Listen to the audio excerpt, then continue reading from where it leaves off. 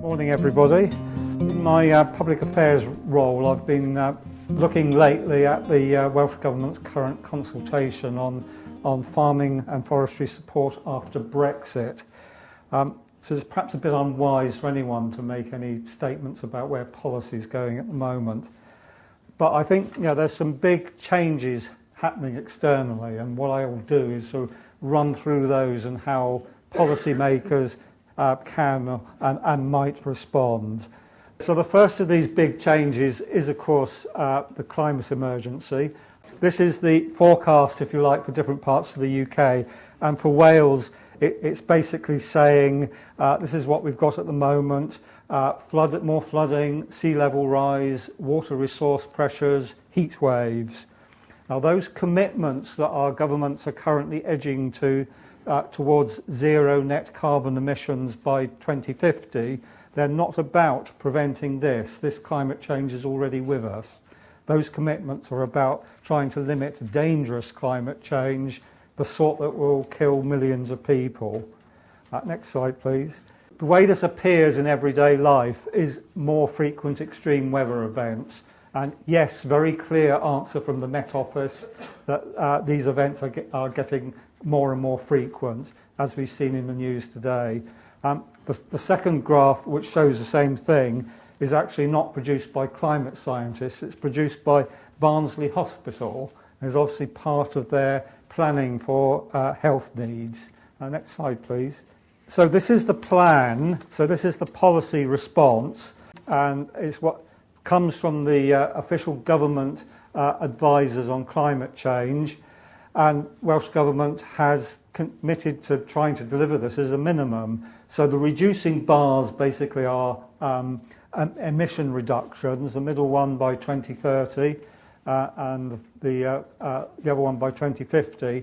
And for those at the front, you may see that just under the zero line on the chart is a small orange bar, and that is the carbon sequestration element, and that is mostly new woodland. So part of this plan is a significant increase in woodland, which they estimate needs to be about an increase of a third in current woodland cover in Wales. The next slide, please. So this is what Welsh Government proposed policy is.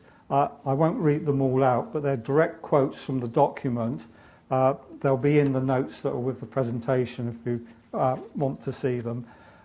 So there is a lot on both emissions reduction and on land use changes that will help carbon sequestration. So that is in there as a policy commitment. Next slide, please. Another trend, a long-term trend that's been accelerating strongly is the introduction of new pests and diseases to the UK. So we've got two currently devastating woodlands and forestry. That's ash dieback and the Phytophthora ramorum disease that's killing larch. And there are dozens and dozens of other pests and diseases out there potentially threatening agriculture and forestry. Next slide, please. And just to make the point, a nice alarmist poster from the Sun newspaper. So I don't think the vampire spiders are here yet, but they may be coming. Next slide, please. So the consequence of all this, disruption, more disruption, food and forestry and timber supplies are not going to be as predictable as they might have been. Land management doesn't have, it's not as reliable as it previously was, and policies perhaps don't work as well as they might, and grant scheme rules don't have the intended consequence. So more disruption, I'm afraid, is what we face. Next slide, please. And what does Welsh Government policy say about this? It doesn't really say very much at all about managing this sort of expected disruption. There's quite a lot in there about resilience in general and increasing resilience in farms and forests, and there's a lot about the need to be more flexible and not have these rule-based schemes. But this move away from rule-based schemes is quite a challenge for the civil service. Next slide, please. And then, the other big trend that's underway is the biodiversity emergency. This infographic comes from the summary of the State of Nature report, which has just been published this year. So it says, for example, that a third of species in Wales have declined. For example, climate change is driving a big reduction in moths and a big increase in aphids. And there is this massive change going on.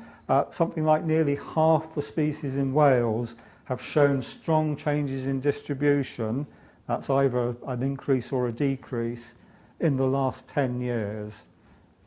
So these headline figures could give you the wrong impression, because you might reasonably ask, why is there a problem if a third of species are also increasing and we've got far more new species coming into the country than we're losing as extinctions?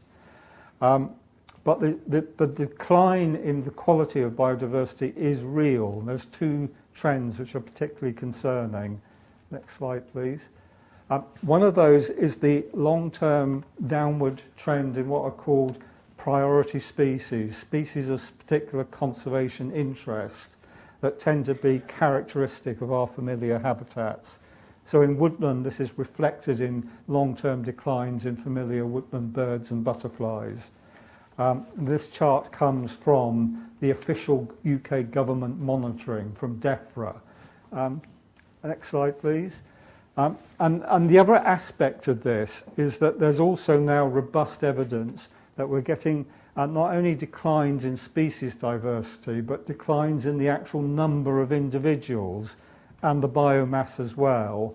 So this talk of a major decline in insects in total does appear to be real. And this example is from recently published research in Germany, which shows numbers of individuals of arthropods, this is, down by 78% and biomass down by 67%. Next slide, please. So what's driving these declines in biodiversity?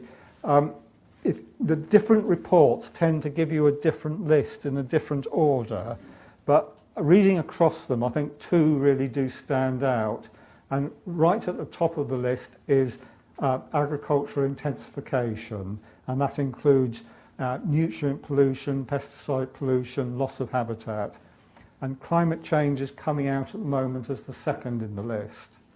Next slide, please. There's a bit more detail in the presentation on that, but I won't dwell on that now, but I may come back to that. So next slide, please. So again, what's the Welsh Government policy saying on biodiversity? It says an awful lot. There's a lot in there about managing species, about managing habitats, and also making the basic point that the purpose of a new scheme is principally to fund environmental improvements. So that is very much written into the direction of the Welsh Government want to take with a new farm and forestry support. Next slide, please. What's happening with the land market? And I've looked up a survey by Savills, one of the big estate agents, and they basically say it's actually been pretty stable the last 5 years. About half of buyers are non-farming lifestyle buyers. Farmers make up about another 45% of buyers, and 39% are sellers, which they say indicates that farmers are adopting a wait-and-see pattern. Corporate buyers, such as the Woodland Trust, but big investors, are really only a small part of the market. However, there's this sort of angst in the farming sector that family farms are going to be forced out of business. So they've rounded on rewilding as a threat, and they're still nervous about forestry investment. I actually think much more of a threat actually is the challenge they face with a tightening regulatory position on pollution. because many small farms just are not going to be able to afford that. And I think that's one of the big policy issues that's going to be coming up. Savills also highlight demand for land for other non-farming purposes, and they predict that maybe a third of all land needs to be repurposed by 2050, with new uses for woodland, for environmental restoration, for energy, that's biomass and solar, and for development, infrastructure and housing. So there is this sense of impending change in sort of land ownership. Next slide, please. Now, on this, the Welsh Government has very clearly and repeatedly said that it will continue to support farm incomes. It wants to keep farmers on the land. And that's a very clear message. But they are also saying that it can't continue with the existing subsidy system because that doesn't incentivise the right sort of outcomes. Next slide, please.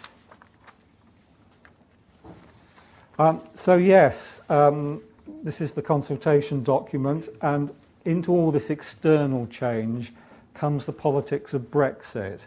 And that sort of just presses the reset button. It sort of throws everything up into the air in the hope that out of the ensuing chaos, something better will emerge.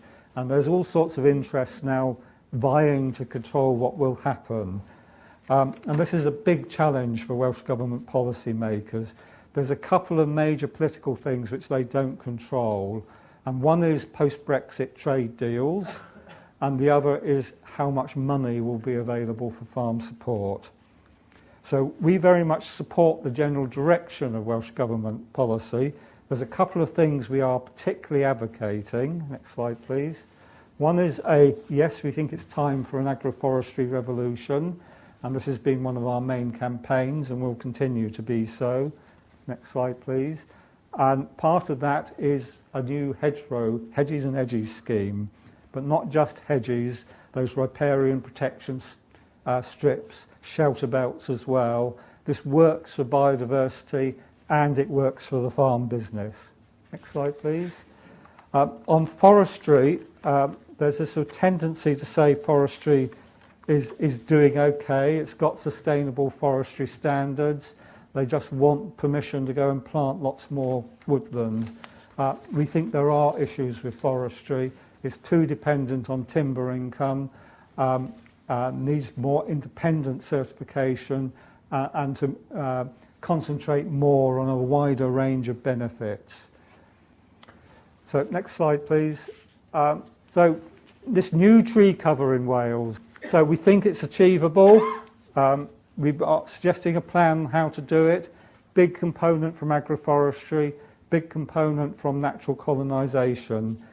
And so we think that it is possible to do this in the right way. Last slide, please. So yes, just lots of opportunity, lot need doing. Just a couple of requests for you all, if you've not already done it.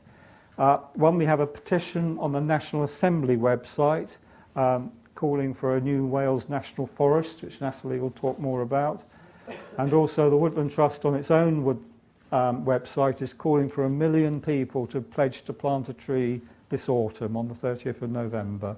So please make your pledge. Better still, organise a tree planting event. Thank you. That's great, Jerry. Thank